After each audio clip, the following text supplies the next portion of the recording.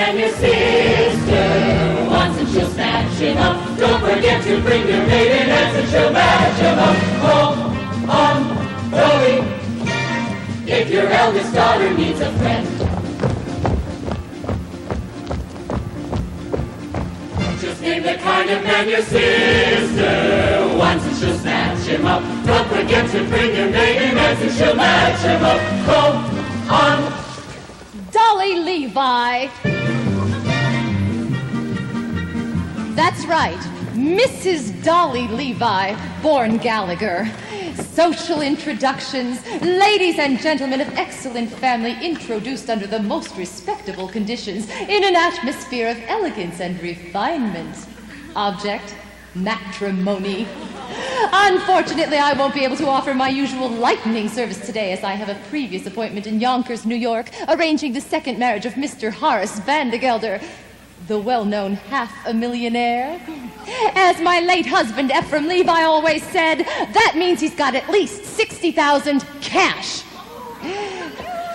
Oh, Ernestina,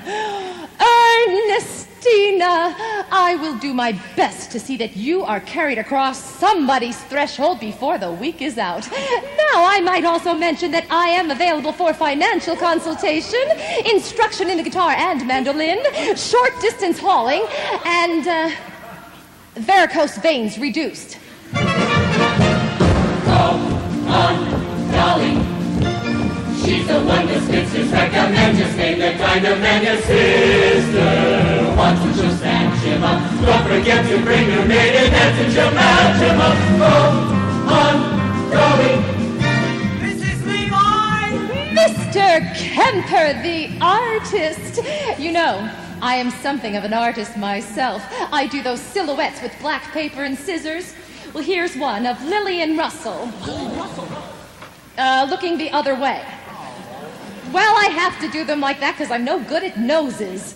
Mrs. Levi, the train for Yonkers leaves in 5 minutes. If we don't get there on time. Oh, but we will, Mr. Kemper. And not only will Horace Vandegelder give you permission to marry his niece Ermengarde, but he will also dance at your wedding. And not alone either, because I happen to be engaged in finding him a suitable second wife himself.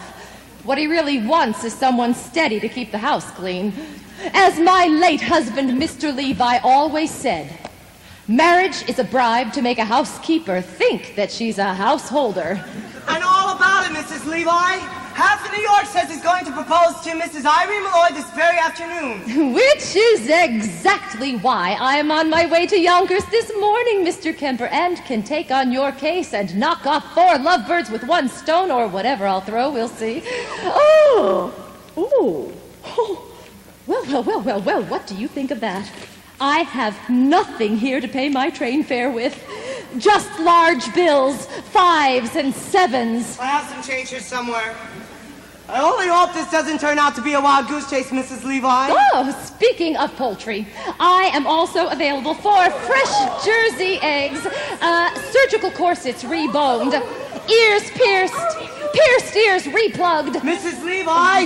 Just name the kind of man your sister wants, and she'll snatch him up. Don't forget to bring your maidenheads and she'll match him up. Come on, Dolly. Tell me, Mrs. Levi, what's in all of this for you? A living, Mr. Kemper. Some people paint, some sew. I meddle. I have always been a woman who arranges things for the pleasure and the profit it derives. I have always been a woman who arranges things like furniture and daffodils and lives. When the man with the timid tongue meets a girl with a diffident air, why should the tortured creatures beat around the bush when heaven knows Mother Nature always needs a little push? I put my hand in here, I put my hand in there, and a girl over 6'3" loves a man who comes up to her ear. Surely it's obvious she'll she'll never be seduced, till sometime Sol condescends to give her beau a little boost. I put my hand in here, I put my hand in there.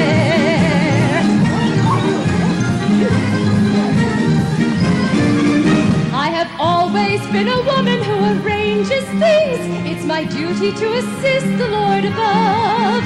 I have always been a woman who arranges things like luncheon parties, poker games, and love. My aplomb with cosmetic art turned a frump to a trump lady fair. She had a countenance a little bit like Scrooge, but oh, today you would swear the Lord himself applied the rouge. I put my hand in here. See, it looks like you'll need a particularly petite young man.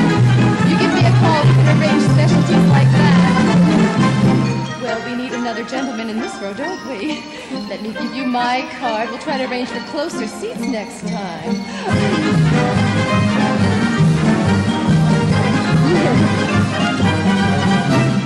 I put my hand in here.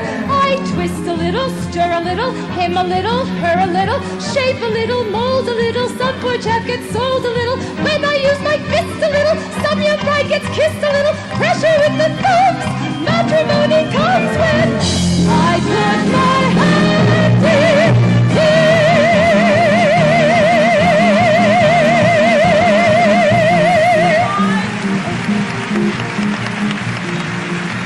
I know, Mr. Kemper, the Yonkers train is ready to leave. Now you go buy our tickets. Get a window seat.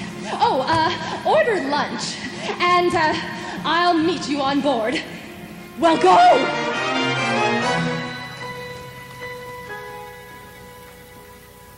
Ephraim Levi, I'm going to get married again. I'm going to marry Horace Vandergelder for his money and send it out circulating among the people like rainwater the way you taught me. And I want a sign from you sometime today that you approve. Oh, it won't be a marriage in the sense that we had one, but I shall certainly make him happy. And I'm tired, Ephraim. I'm tired of living hand to mouth, so I want that sign. Mrs. Levi! Sometime today. Don't worry, Mr. Kemper. We'll make that train. We'll get to Yonkers. You'll marry Ermengarde. Just leave everything to me. For when my little pinky wiggles, some young maiden gets the giggles. Then I make my knuckles active. My, he says she's so attractive. Then I move my index digit. Then they both begin to fidget. Then I clench my palm. The pleasure is a song when I put my hand in here.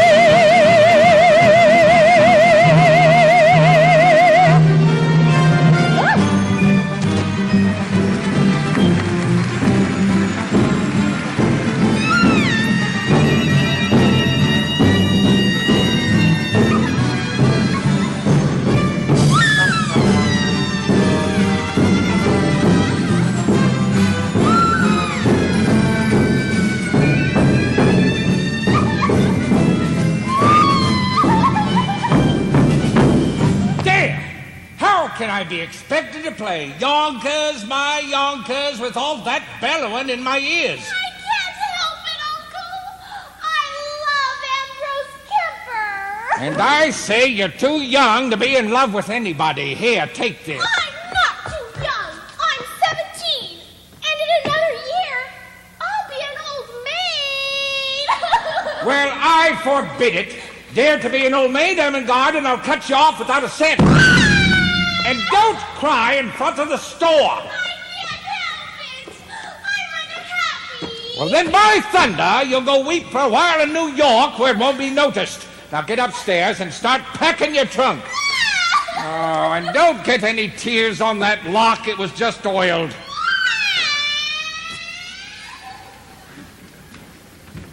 Cornelius! Barnaby! You stamped, Mr. Vandergelder. I did. I got news for you both. I'm going to New York this afternoon to march in the 14th Street Association Parade. And when I come back, you're going to have a mistress. I'm too young, Mr. Vandergelder. Not yours, hell and damnation, mine. I'm getting married again. And in honor of the occasion, I've decided to promote you, Cornelius, to chief clerk. And what am I now, Mr. Vandergelder? You're an impertinent fool, that's what you are. And I'm promoting you from impertinent fool to chief clerk. Any more questions? Yes. What? Does the chief clerk get one evening off a week? So that's the way you thank me for your promotion, is it? No, sir. You'll attend to the store as usual. Now get back downstairs and get to work. And don't forget to put the lid on the sheep dip. Evenings off. Marrying artistes. Foolishness.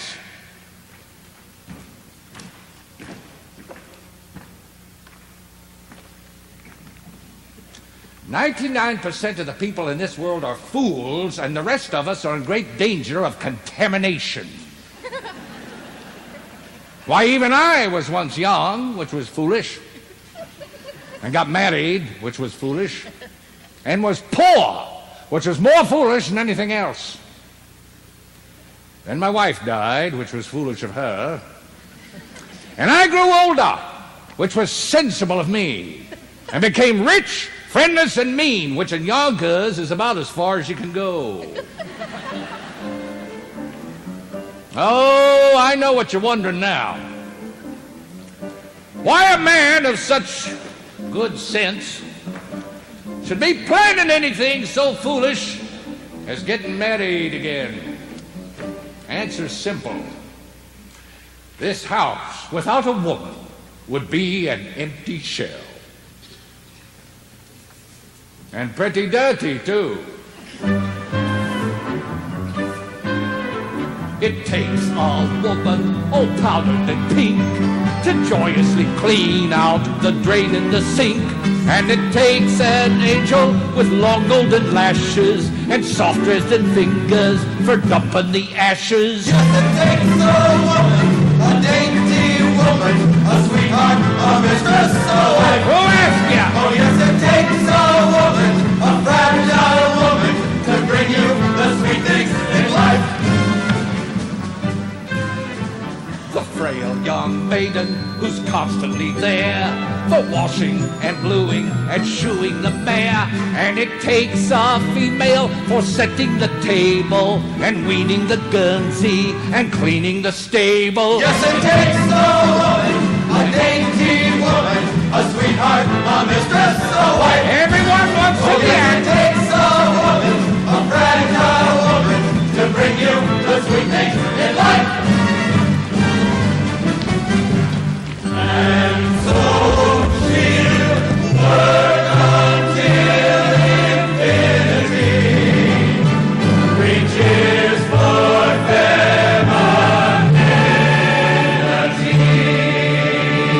Rah, rah, rah, rah, rah, rah, F-E-M-I-T-Y. F-E-M-I-T-Y, get out of here. And in the winter she'll shovel the ice and lovingly set out the traps for the mice. She's a joy and treasure, for practically speaking, to whom can you turn when the plumbing is leaking? To that dainty woman, that fragile woman, that sweetheart, that mistress, that wife. Oh, yes, it takes a woman A husky woman. to bring you the sweet things in life. Oh, yes, it takes a woman, a dainty woman, a sweetheart, a mistress, a wife. Oh, yes, it takes a woman, a fragile woman, to bring you the sweet things in life.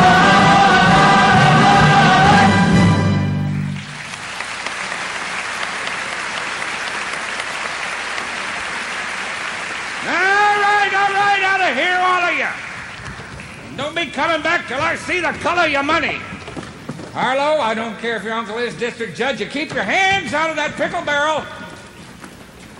Congratulations, congratulations, 1,000 congratulations. What? Congratulations, Mr. Van de Gelder. All of New York is buzzing with the news that you have practically proposed to Irene Malloy. The streets are lined with eligible young ladies prostrate with grief. All my congratulations and sympathy. Sympathy? Did I say that? Oh, a slip of the tongue, that's all. No, I am delighted with the happy news. After all, she wasn't easy to unload. Well, by that I mean, you know what people said, though I, for one, never believed the rumors. No, I didn't. Rumors? What rumors? No, nothing to get upset about, Mr. Van de Gelder. According to all known facts, her first husband passed on quite naturally. It's just that he went so sudden. A few spoons of chowder that she made special for him meant... But it could happen to anyone. No, there's no truth in it. Just one word of advice, Mr. Van de Gelder. Eat out. Now, look here, Mrs. Levi. You mean to say that Mrs. No, Malloy... I mean to say nothing, Mr. Van de Gelder. Just friendly advice. Keep away from the chowder. By the way, she's ordered her wedding gown. Beautiful. You should see it. Black. Well, as I said before, Mr. Van de Gelder, congratulations on your forthcoming nuptials, and may you rest in... May guardian angels watch over you both, particularly at dinner. Now, wait a minute, Mrs. Levi. You introduced me to Mrs. Malloy, and rumors or not, I intend on calling on her this afternoon as arranged. Very well, Mr. Van de Gelder, then there is nothing more for me to do but to go back to New York and tell the other girl, the heiress, not to wait. What's that you say? Nothing. A word. Heiress. Particulars, Mrs. Levi. I demand particulars. Her name. Her name. Her... Money. Ernestina Money. Oh, what a lovely, lovely name. Picture, if you will, hair as shiny as a newly minted dime, eyes as big round as silver dollars, skin as soft and mossy as an old greenback. I can feel her now. Age 19. Oh. Weight 102. Waist 40. Waist 47? Well, that's with the money belt. Will you stop that? Now, I could arrange for you to meet this Ernestina this very afternoon. Oh, I ain't got time, Mrs. Levi. I got to bring my niece Ermengarde to New York this afternoon until she forgets a certain Ambrose Kemper. Well, I could do that for you, Mr. Van de Gelder. I know just how to handle such things. And I'm going to march in the 14th Street Parade. What an amazing coincidence! Guess who has been chosen to ride the main float? The spirit of 14th Street, Miss Money. Her mother was a cash, you know. All right, Mrs. Levi, I'll meet Miss Money at the parade, but I still intend paying another call on Mrs. Malloy first. Oh, dear, what races you make me run. Very well, Mr. Van de Gelder. I will meet you on that bench in front of Irene Malloy's hat shop at 2:30, as usual. One more thing, Mrs. Levi. Suppose I decide against Mrs. Malloy, and I don't like Miss Money neither. Well, then I happen to have one more name on my list, Mr. Van de Gelder. A name I know as well as my own. But let's not go into that now. It will come up by itself all in good time. Don't you worry about that. Oh, but wait till you see Ernestina Horace. A vision, a dream. It takes a woman all powdered and pink to joyously clean out the drain in the sink.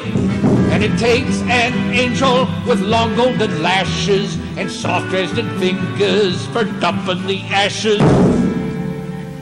Yes, it takes a woman.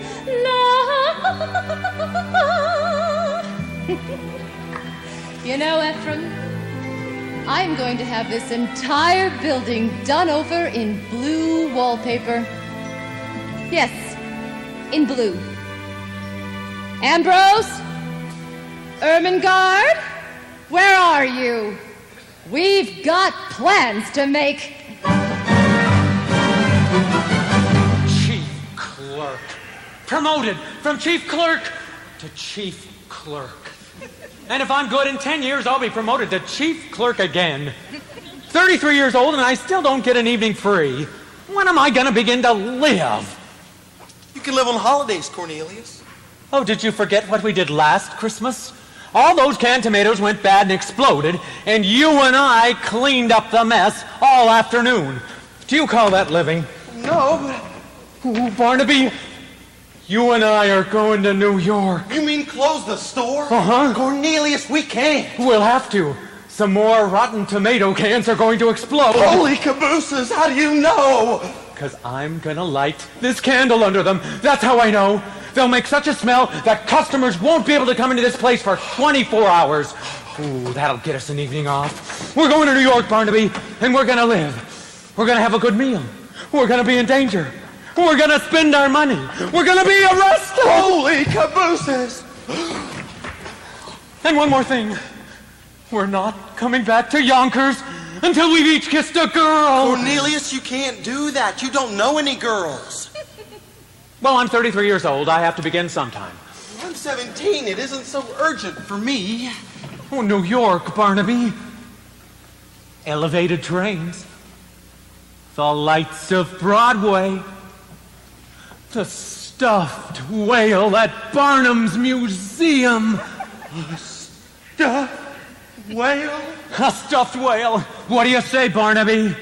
Yes, Cornelius! Yes! Now the first thing to do is make you financially independent. I know. I'll find you a job. Can you dance? I'm an artist, Mrs. Levi. I paint. Oh, well, then, my card. Mrs. Dolly Levi. Painters taught how to dance. Now, there's a man, Rudolph Reisenweber, at the Harmonia Gardens restaurant on 14th Street. I'll give you a note for him, and we'll see if he can't have you both entered in the polka contest tonight. The prize is a week's engagement and a solid gold cup. Oh, the cups we won, Ephraim and me. Hold on, Mrs. Levi. No fiancé of mine is going to set foot in a cafe. And I don't mind saying that I'm surprised that you have acquaintances in a place like that. Oh, not acquaintances, Mr. Kemper. Friends. Dear friends from days gone by. My late husband, Ephraim Levi, believed in life and any place you could find it. Cafes, ballrooms, yes, even theaters. Why, even when times were bad, every Saturday night, like clockwork, down those stairs at the Harmonia Gardens we came, Ephraim and me. It's all very well to come down like clockwork, Mrs. Levi, but you're asking Ermengarde to work there. It is the only way we can show Horace Vandergelder that we mean business. Now you go to the Harmonia Gardens this afternoon and you say that Mrs. Levi sent you. And incidentally, tell Rudolph that Dolly is coming back. And I want a table for 2 and a chicken for 8 o'clock tonight. Well, the bottom row looks all right, Cornelius. Now hold the candle under the ones on top. Not too close, they're swelled up like they're ready to burst. Holy cabooses, Cornelius, I can smell it up here. Let's get dressed, Barnaby. We're going to New York. Out there's a world outside of Yonkers. Way out there beyond this hick town, Barnaby. There's a slick town, Barnaby. Out there, full of shine and full of sparkle. Close your eyes and see it glisten, Barnaby. Listen, Barnaby.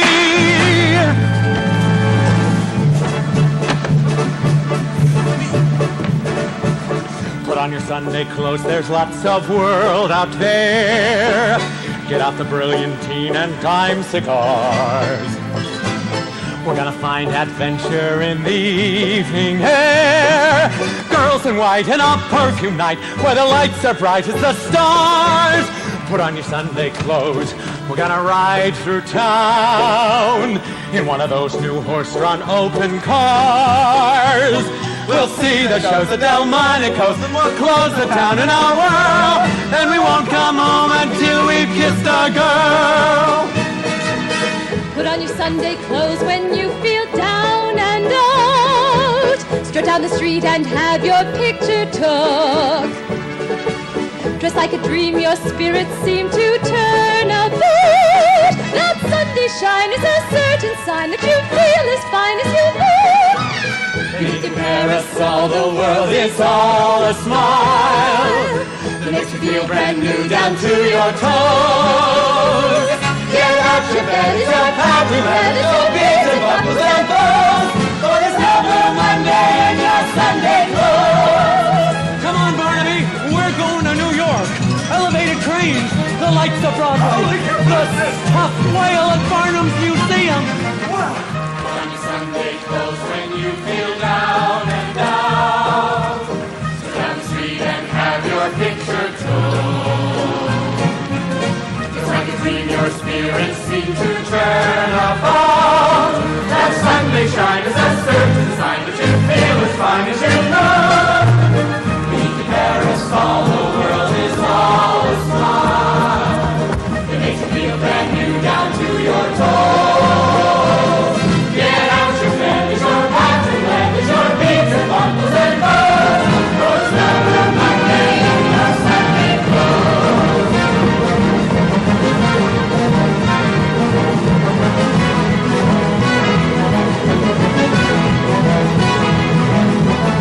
Beneath your golden brim, the world's a simple song. A lovely look that makes you tilt your nose. Get out your slippers, your flannel knickers, your red suspenders and furs. For there's never Monday in your Sunday clothes. Ermengarde, stop sniveling. Don't cry on the valises. We haven't missed the train yet, thank the Lord. Oh, lovely, you're improving. Now get all 11 pieces. We're 7 minutes late.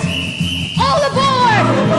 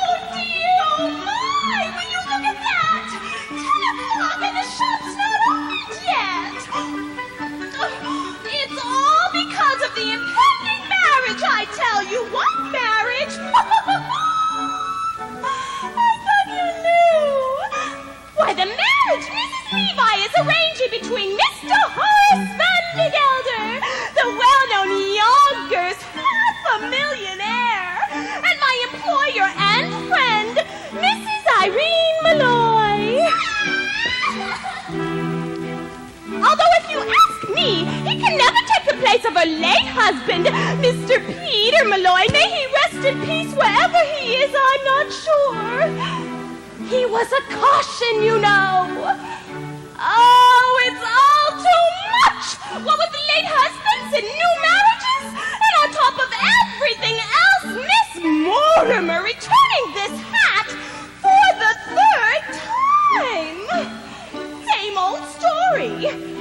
more cherries and feathers, cherries and feathers. To catch a beau, I suppose. Although if you ask me, she'd do better with a nice, heavy veil.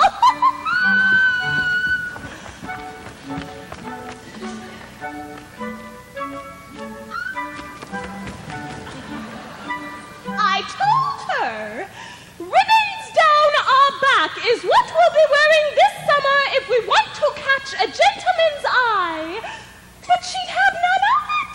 Cherries and feathers she wants. And on today of all days, when that poor dear sweet Mrs. Malloy has enough on her mind, what with... With what, Minnie? With the door. I forgot the key. Not to worry. I didn't.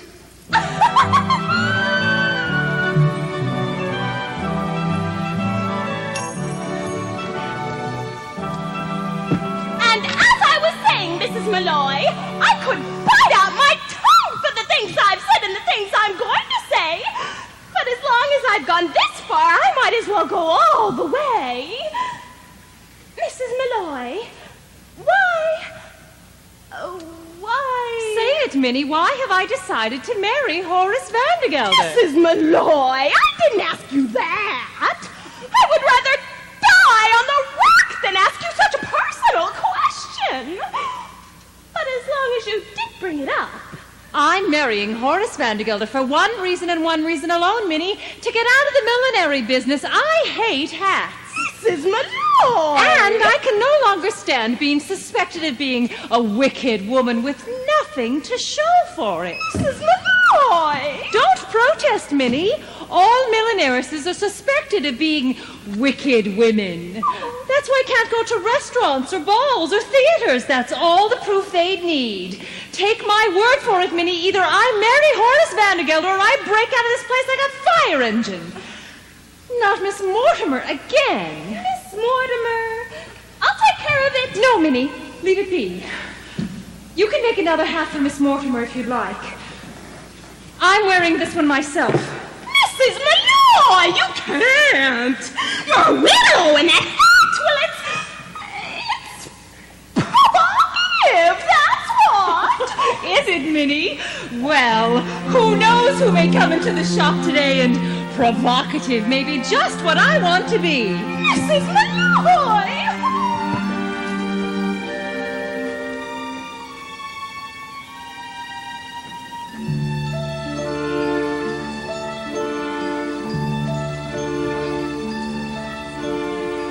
I'll be wearing ribbons down my back this summer.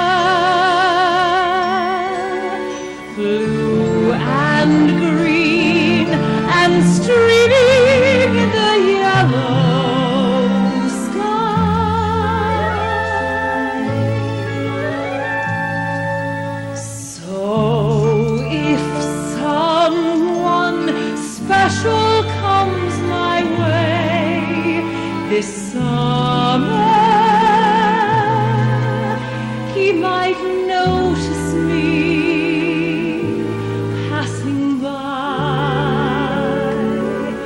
and so I'll try to make it easier to find me in the stillness of July,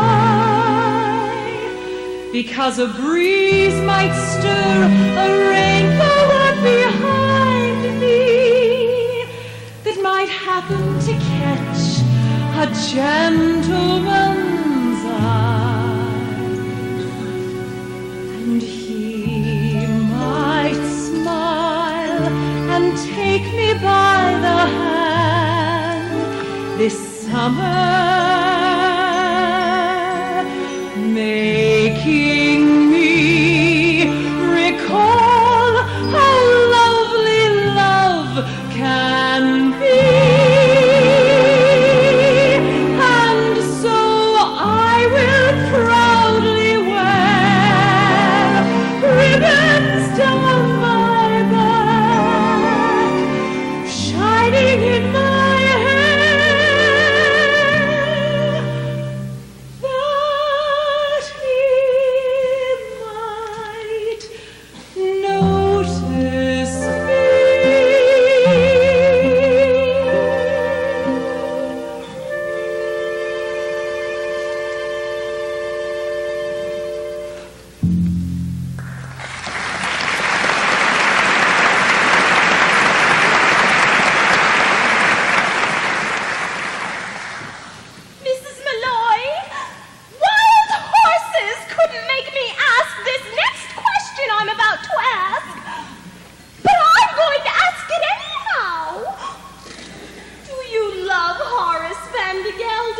No, Minnie, I don't. Peter Malloy, God rest him, was my share of love, and I'm not saying I was shortchanged. Once is enough for a woman, as long as it's true love. And it was that. Look, Minnie, there are two men staring at the shop. Men? Why, I do believe they need to come in here. Men? In the shop? Oh, Mrs. Malloy, what do we do? Do? I will flirt with them, of course. I'll give you the stout one. Mrs. Malloy! And you with all that talk about love. Love enough I've had, Minnie. It's a bit of adventure I could do with now. We'll get them all heated up and then we'll drop them cold. It'll be good practice for married life. Now you go back into the workroom, Minnie. I know some ways that we could perk up our appearance, and besides, a bit of a wait will only make them more nervous and easier for us to... If you say vampire, I'll scream. Vampire.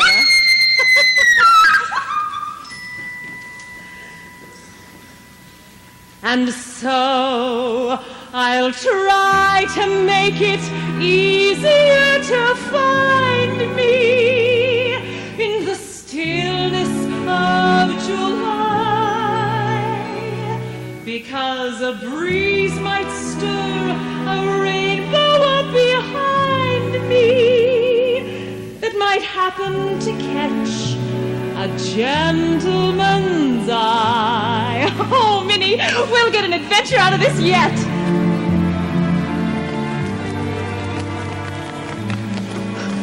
We'll get an adventure out of this yet, Barnaby. All day long we wander around New York and nothing happens. Then we come to the quietest street in the city and suddenly... Van Gelder. Is he still there? Go look. Oh, he's sitting right on that bench. Cornelius, are you sure this is an adventure? No, you don't have to ask, Barnaby. When you're in one, you'll know it all right. Now, how much money have you got left?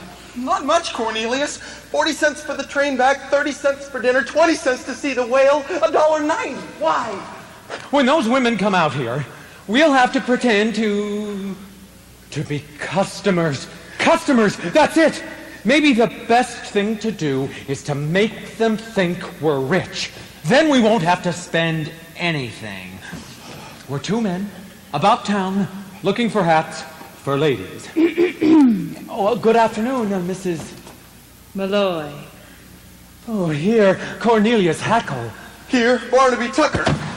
My pleasure, gentlemen. Now, what can I do for you, Well, you see, What we're two hat, ladies. you see? We want some For a hats lady for Malloy. We want a hat. For a lady, of course. And everyone said go to Mrs. Malloy's because she's so pretty. I mean, because her hats are so pretty. And so reasonable, Cornelius. Well, as reasonable as under $1. Will leave us enough to see the whale. Oh, you've got to pay him no mind, ma'am. He's come all the way from Yonkers to see the stuffed whale, and he's all excited. Just keep your eye on the street, Barnaby, and maybe you'll see it pass by. Is it big and black with mean little red eyes? Yes. Then it's sitting on that bench. Excuse me, but did you say Yonkers, Mr. Hackle? Oh, yes, ma'am. Yonkers. And forgive me for saying so, but you should see Yonkers. Oh, by that I mean perhaps Mr. Malloy would like to see Yonkers, too. Oh, I'm a widow, Mr. Hackle. Oh, you are? Barnaby, she's a widow! Oh, that's too bad. I'm sure Mr. Malloy would have enjoyed Yonkers, especially in that hat. I mean on you, of course, not Mr. Malloy. May he rest in peace. Oh, you're Catholic, aren't you? Well, don't let that worry you. I'd be willing to change. Oh, Mrs. Malloy, if you should ever happen to have a Sunday free in the near future, I'd be more than pleased to show you Yonkers from top to bottom. Well, I might be there sooner than you think. Oh, really? You see, I have a friend who lives in Yonkers. Do you? Perhaps you know him. Well, perhaps we do. Although it's always so foolish to ask in cases like that, isn't it? It's a Mr. Vandergelder. Horace Vandergelder? A Vandergelder's hay and feed? Do you know him? No. Mr. Vandergelder's a substantial man and well-liked, they tell me. Oh, a lovely man, Mrs. Malloy, just lovely. He only has one fault as far as I know. He's hard as nails! Cornelius, I think we Now, I wonder if your friend might like this one. Beg your pardon, Mrs. Malloy. Gentlemen, what are you doing? Mrs. Malloy, we'll explain later. Come out of there this We're minute! as innocent as can be, Mrs. Malloy. Well, really, Mr. Hackle, Mr. Tucker, I must insist that you come out at once or I shall... Mr. Vandergelder! Mrs. Malloy. I don't suppose Miss Levi's here, is she? She was supposed to meet me on that bench 10 minutes ago. Well, she can just go on looking for me if she comes. When I make an appointment, I like people to be on time. Here's a present for you.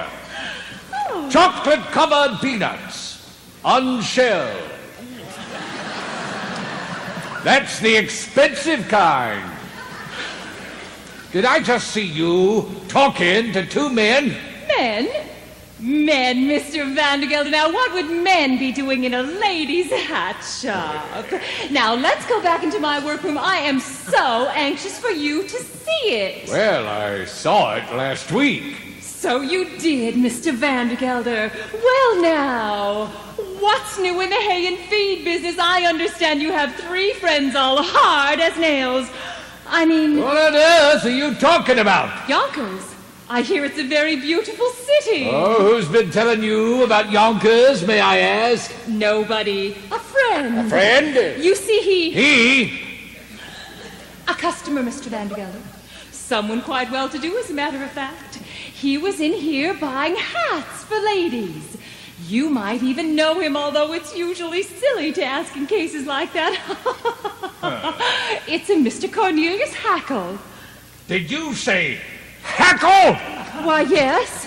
He happens to be my head clerk, that's all. Mrs. Malloy, I demand an explanation. And I am going to give it to you. Now, why shouldn't she know Cornelius Hackle? Why, everybody in New York knows Cornelius Hackle. Why, he's here. He's here at the opera, in all the fashionable homes. Why, he's at the Harmonia Gardens restaurant 3 times a week. Impossible! He's only got $146.35, and I keep it in my own safe. Oh, Mr. Vandergelder, you're killing me. Why, he's one of the Hackles. They built the canal. What canal? The Erie. Panama. The Panama. Both.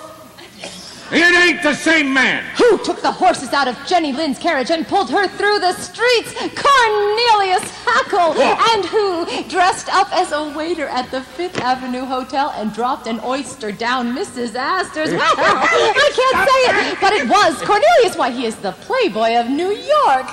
Now, don't deny it, Irene. I see you were taken with him just like everybody else. Dolly, what are you saying? I've only seen him once in my life. Really, Dolly, Of course.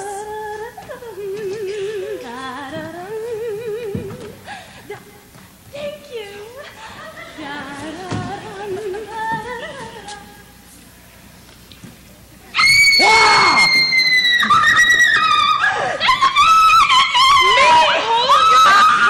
Now, look here. If there's a man in that closet... No, Mr. Vandergelder, you can't. It's too dangerous. No man that hides in ladies' closets can frighten me, Mrs. Levi. Stand aside. No man, indeed. I can see you'd make short work of any man. Those muscles. I can see them now rippling back and forth under your jacket. Ripple, ripple, ripple, back and forth, Mrs. ripple, Levi! ripple.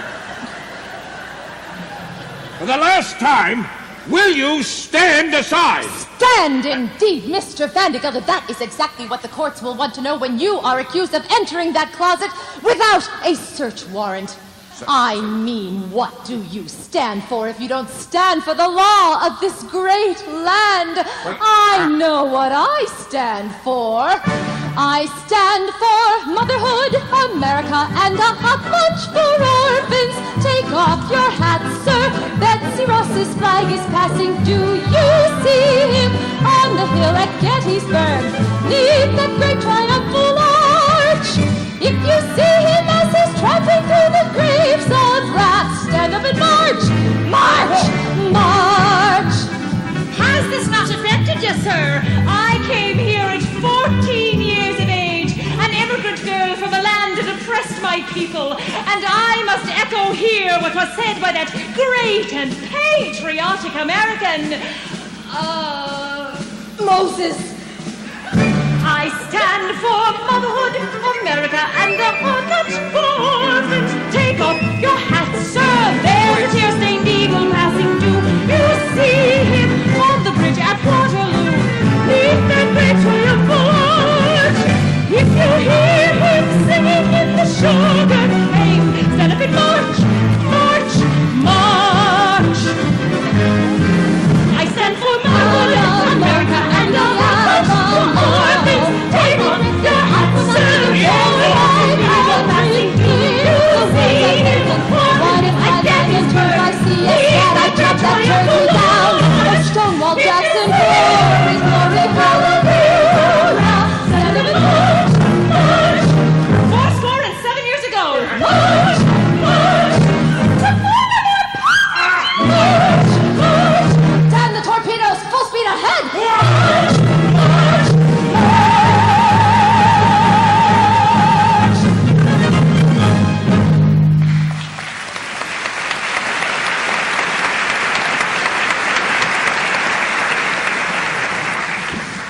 So you see, Mr. Vandergelder, there couldn't possibly be a man in that closet. God bless you. Mrs. Malloy? All right, Mr. Vandergelder. There is a man in that cupboard. Uh-huh. And another one under the table. What the devil? There also happens to be a very simple explanation, but for the present, good afternoon. Good Lord, the whole room is crawling with men. I'll never get over it. I take it I'll see you later this afternoon, Mr. Vandergelder. You say, you certainly will, Mrs. Levi. With a certain young lady on the main float at the end of the parade. Good day, Mrs. Malloy.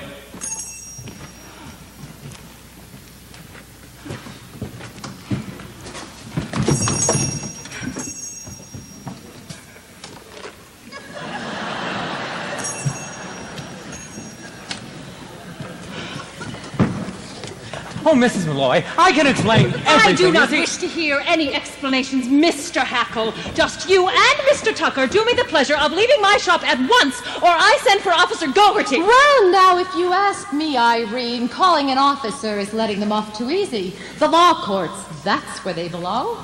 I have been adding up the legal offenses these two have committed, and believe me, you have grounds for at least 2 writs, a non compos mentis and a garnishee. Now, the main thing is to try to show that you tried to settle it amicably first. Have dinner with them. Dinner? Is that absolutely necessary, Dolly? Well, that's the way things are done in the law, Irene. Dinner first, dungeons afterwards. I don't want to go to the dungeon. Well, if it must be, Mr. Hackle, Mr. Tucker, you may take Miss Fay and myself to dinner. Oh, delighted, Mrs. Malloy. And I speak for Barnaby, too. Now, I hear there's a very nice restaurant in the railway station. Oh, no, Mr. Hackle. If the Harmonia Gardens is good enough for your fashionable friends, it's good enough for us. They say they have a lovely orchestra there, Minnie. No, we couldn't go there. Now, don't misunderstand me or anything. It's not the money. It's the whale. It's the whale. Oh, no, Barnaby, it's not the whale. It's the dancing. You see, they have dancing in a place like that. Exhibitions, contests even. And I don't know how. And it would take me weeks, months, years to learn. Mrs. Dolly Levi, 33-year-old chief clerk's taught how to dance. Now it's simple, Mr. Hackle. You put one arm here, one arm here. Oh, no, it's no use. I have absolutely no sense of rhythm. Well, Absolutely no sense of rhythm is one of the primary requirements for learning by the Gallagher-Levi method. Just give me 5 minutes of your time, Mr. Hackle, and I will have you dancing in the streets. We'll start with lesson 7, the waltz kick turn. Oh, it's simple. It goes right foot touch, left foot touch, under, back, around, and touch. Back, through, around, behind, out, over. Release. Release. Unfurl.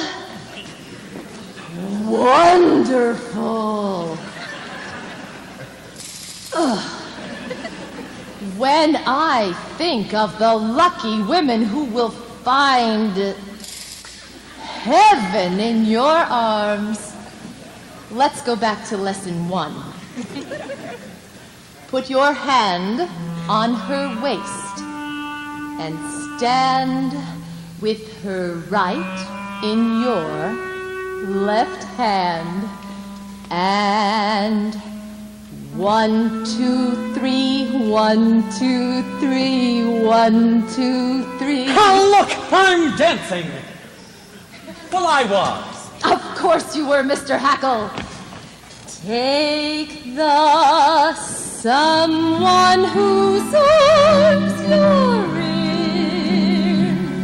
Hold on to her tight and spin. And 1, 2, 3, 1, 2, 3, 1, 2, 3. Oh, wow! I'm dancing! Turn around and turn around, try floating through the air. Can't you be a little more aesthetic? Don't you think my dancing has the polish and the flair? Well, the word I think I'd use is athletic. Well, my heart is about to burst. My head is about to pop. And now that I'm dancing, who cares if I ever stop? Look, everybody, I, Cornelius J. Hackle, sport, am dancing. You're next, Mr. Tucker. Come on. Glide and just step and then step and glide. And everyone stand aside.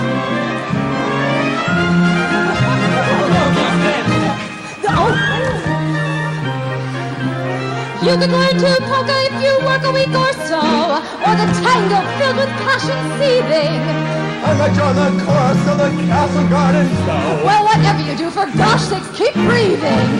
For my heart is about to burst. My head is about to pop. And now that we're dancing, who cares if we ever stop?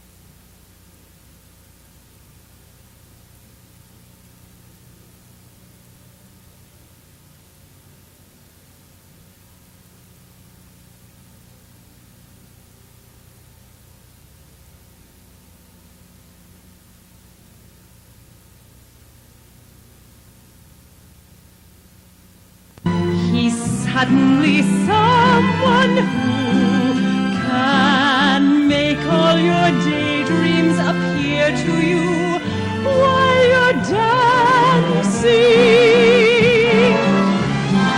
Let the music weave a spell, whirl away your worries. Things look almost twice as well when they're slightly blurry. As around and around you go, your spirits will hit the top. And now that we're dancing, who cares if the air is gone? And now that we're dancing, who cares if the air is gone?